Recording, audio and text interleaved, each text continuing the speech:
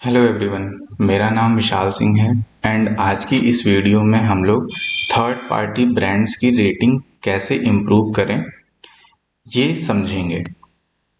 तो जैसा कि आप लोगों को पता है कि थर्ड पार्टी में किसी भी ब्रांड पे अगर अपने को सेल्स बढ़ानी है तो सबसे पहला जो इम्पोर्टेंट फैक्टर है जो ध्यान देना है अपने को वो ये है कि उस पर्टिकुलर ब्रांड की थर्ड पार्टी पे रेटिंग कैसी है। क्योंकि जब भी कोई कस्टमर जोमेटो या स्विगी पे आता है तो वो सबसे पहले क्या देखता है कि भाई उस आउटलेट की रेटिंग कैसी है। जो भी कस्टमर्स ने पहले उस आउटलेट से खाना खाया है उसने फूड को फाइनली रेट कैसा करा है। सबसे पहली चीज़ तो कस्टमर यही देखता है और यही देख के फिर वो ऑर्डर करता है। तो सपोज अगर किसी भी ब्रांड की रेटिंग अपनी 4.2 या उससे कम है तो कोई भी कस्टमर हिचकिचाता है वहाँ उस आउटलेट से ऑर्डर करने में। क्योंकि भाई जाहिर सी बात है अगर रेटिंग कम है तो यही हुआ होगा कि भाई जो भी पास्ट कस्टमर्स थे जिन्होंने पहले वहाँ से फूड ऑर्डर कर रखा है उनको खाना पसंद नहीं आया है। तो कोई भी नया कस्टमर तो उस आउटलेट से ऑर्डर करेगा ही नहीं।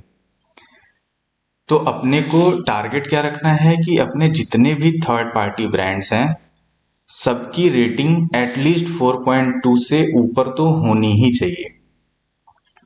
बेस्ट केस क्या होगा कि भाई अपने सारे ब्रांड्स की रेटिंग तो भाई 4.4 या उससे ज़्यादा है, ये तो बेस्ट है। फिर तो उस ब्रांड का सेल्स काफ़ी आसानी से बढ़ाया जा सकता है। बस अपने को प्रोडक्ट और सर्विस पे ध्यान देना है। फिर अपन बात करें ऐसे ब्रांड्स जो कि अभी नए हैं जिन पे ऑर्डर्स कम आते हैं, उस पे अपने को खास ध्यान रखना है, स्टार्टिंग से ही ध्यान देना है ताकि जो भी ऑर्डर्स आते हैं उस पे कस्टमर अपने को अच्छा फीडबैक दे। अपन ऐसा क्यों करने के लिए बोल रहे हैं, इसको अगर अपन समझे तो भाई ऐसे ब्रांड जहाँ पे ऑर्डर्स कम आते हैं तो आपको पता ही है कि अपने सारे ऑर्डर्स में फीडबैक तो आता नहीं है। तो सबसे पहले तो ऑर्डर कम आ रहा है, फिर उसमें से कुछ ऑर्डर्स में फीडबैक आएंगे। अगर उन फीडबैक्स में से भी अगर किसी कस्टमर को खाना पसंद नहीं आया और उसने फूड रेटिंग अपने को ख़राब दे दी तो उस ब्रांड की रेटिंग तो भाई बहुत ज़ोर से घट जाएगी। और एक बार रेटिंग अपनी 4 स्टार से नीचे चली गई तो भाई फिर वहाँ पर कस्टमर ऑर्डर करना ही बंद कर देते हैं, एकदम कम हो जाएगा वहाँ पे ऑर्डर ही आना। तो ये क्या हुआ, एक लूप बन जाता है अगर उसको समझें। तो सबसे पहले भाई क्या होता है कि ऑर्डर्स कम आते हैं, कुछ 5-7 ऑर्डर्स आते हैं, उसमें से 2-3 ऑर्डर्स में फीडबैक आएगा। फिर क्या हुआ कि भाई अगर उन 2-3 फीडबैक में से किसी कस्टमर को खाना पसंद नहीं आया और उसने फूड रेटिंग खराब दी तो भाई अपनी ओवरऑल पूरी रेटिंग ही बहुत ज़ोर से कम हो जाएगी। और एक बार रेटिंग कम हो गई तो भाई फिर वहाँ से तो और कस्टमर्स ऑर्डर नहीं करेंगे। तो ये क्या हो जाता है, एक पूरा लूप बन जाता है। और अपन ने अगर उन ब्रांड्स पे टाइम रहते ध्यान नहीं दिया तो फिर उन ब्रांड्स का सेल्स बढ़ता ही नहीं है। तो इसको इम्प्रूव करने के लिए अपने को क्या करना है, इस लूप से बाहर निकलने के लिए अपने को क्या करना है, तो सबसे पहले भाई अपने को ये समझना पड़ेगा कि आपके स्टोर पे ऐसे कौन से ब्रांड्स हैं थर्ड पार्टी के जहाँ पे ऑर्डर्स कम आते हैं। सबसे पहले तो ये अपने को आइडेंटिफाई करना पड़ेगा। ये आप कहाँ से आइडेंटिफाई कर पाओगे, तो आपकी जो बुनियादी सीट है, अगर अपन बात करें जैसे ये बुनियादी है कस्टमर सेंट्रिक, इसमें आप लोगों को यहाँ पर डेटा दिखता है। और इस डेटा में अपने को क्या दिखता है कि भाई अपने थर्ड पार्टी ब्रांड्स पे रेटिंग कैसी है सारे ब्रांड्स की, वो अपने को यहाँ पर वीक ऑन वीक दिख जाता है। सेम स्विगी का अपने को यहाँ पर दिख जाता है। फिर अपने को यहाँ पर क्या दिखता है कि भाई अपने पिछले 3 दिनों में और पिछले 2 वीक में कितने ऑर्डर्स आए थे और उसमें से कितने में अपने को फूड फीडबैक मिला है, वो अपने को यहाँ पर दिख जाएगा। तो अब जैसे यहाँ पर बात करें भाई, इस स्टोर पे भट्टी और बूम ये 2 ऐसे ब्रांड्स हैं जहाँ पर रेटिंग काफ़ी ख़राब है। और इन इन ब्रांड्स में आप देखोगे भाई ऑर्डर्स कितने आ रहे हैं। वीक -1 में 4 ऑर्डर आया है, बूम में वीक -1 में 1 ऑर्डर आया है, वीक -2 में 2 ऑर्डर आया है, भट्टी में तो वीक -2 में कोई भी ऑर्डर नहीं आया है। तो अपने को दिख रहा है ना यहाँ पे कि ऑर्डर्स ही कम आ रहे हैं इन ब्रांड्स में। तो सबसे पहले अपन यहाँ पर आइडेंटिफाई करेंगे अपनी बुनियादी सीट में आके कि भाई कौन से ऐसे ब्रांड्स हैं जहाँ पर अपने ऑर्डर्स कम आते हैं और रेटिंग खराब है। ये अपन यहाँ पर एक बार जब आइडेंटिफाई कर लेंगे, उसके बाद अपने को क्या करना है भाई, आप लोग यार उस स्टोर के तो एक तरीके से कह दें तो मालिक ही हो भाई। उस स्टोर पे क्या हो रहा है, सेल्स कैसे बढ़ेगी, कैसे इम्प्रूव करना है, प्रोडक्ट कैसे अच्छा जाएगा, ये सब आपकी ही जिम्मेदारी है।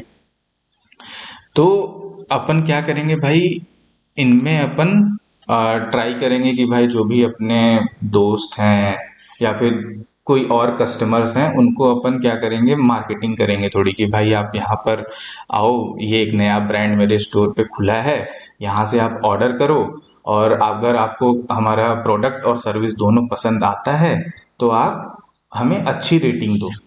तो अपने को थोड़ी मार्केटिंग करनी पड़ेगी, लोगों को थोड़ा बोलना पड़ेगा सामने से कि भाई आप इन ब्रांड से ऑर्डर करिए, अगर आपको पसंद आता है तो आप फाइनली हमें अच्छा फीडबैक दीजिए। तो इस तरीके से अपन थोड़ी मार्केटिंग करेंगे, लोगों को थोड़ा ऑर्डर करने के लिए समझाएंगे, बोलेंगे।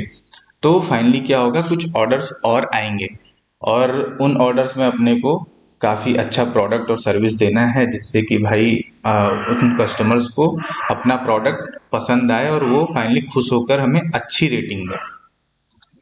तो अपने को ये काम करना है ताकि थोड़े ऑर्डर्स और आए, और एक बार ऑर्डर्स आए और वहाँ पर रेटिंग अपने को अच्छी मिली और 4.2 से एबव अपन चले गए, तो क्या होगा भाई, एक बार अगर रेटिंग अपनी बढ़ गई तो अपन उस लूप से बाहर आ जाएंगे।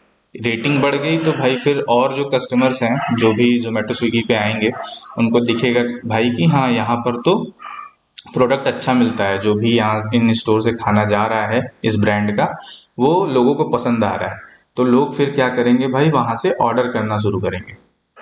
तो एक बार अपन जैसे ही इस लूप से बाहर निकले, तो भाई फिर अपना क्या होगा कि सेल्स बढ़नी शुरू हो जाएगी, क्योंकि ऑर्डर्स आने शुरू हो जाएंगे।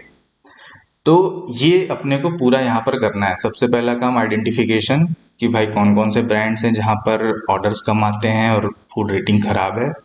फिर उन ब्रांड्स की थोड़ी मार्केटिंग करेंगे भाई, लोगों को समझाएंगे, नए कस्टमर जोड़ने की कोशिश करेंगे, और उनको अच्छा फाइनली प्रोडक्ट और सर्विस देंगे, जिससे वो लोग अपने को अच्छी रेटिंग दें। और एक बार अच्छी रेटिंग मिलनी शुरू हुई तो भाई फिर क्या होगा, ऑटोमेटिकली अपन उस लूप से बाहर आ जाएंगे।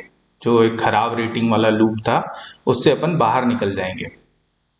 और एक बार अपन लूप से बाहर निकल गए तो फिर भाई वहाँ पे तो ऑर्डर्स आने ही आने हैं, और उनकी उस ब्रांड की फिर तो अपनी सेल्स बढ़ जाएगी। तो ये अपने को पूरा काम करना है, और इसकी विजिबिलिटी मैंने जैसे दिखा दी कि भाई अपने को बुनियादी में अच्छे से दिख जाता है, कस्टमर सेंट्रिक जो अपनी बुनियादी है उसके CEO investment slash growth tab में अपने को पूरा प्रॉपर डेटा दिखता है कि अपनी जोमेटो और स्विगी में रेटिंग कैसी चल रही है, अपने कितने ऑर्डर्स आ रहे हैं पिछले 3 दिनों में, पिछले 2 हफ्तों में उन ब्रांड से कितने ऑर्डर्स आए हैं, और उसमें अपने को कितनों में फीडबैक्स मिल रहा है, सब कुछ ही अपने को यहाँ पर दिख जाएगा। तो भाई अब मेरे को इस वीडियो में इतना ही समझाना था।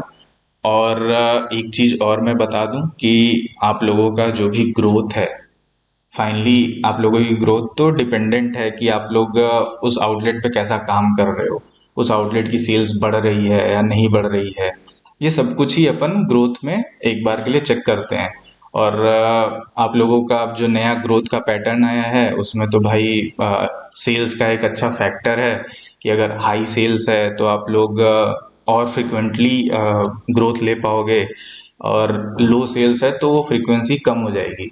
तो भाई अपने को सेल्स पे तो काफ़ी ध्यान देना है, और सेल्स बढ़ाने का एक बड़ा फैक्टर ये है कि भाई अपने सारे ब्रांड्स जो हैं थर्ड पार्टी पे, उनमें सेल्स आए, और उनमें सेल्स तभी आएगी जब रेटिंग अच्छी होगी। तो ये पूरी चीज़ अपने को ध्यान देनी है।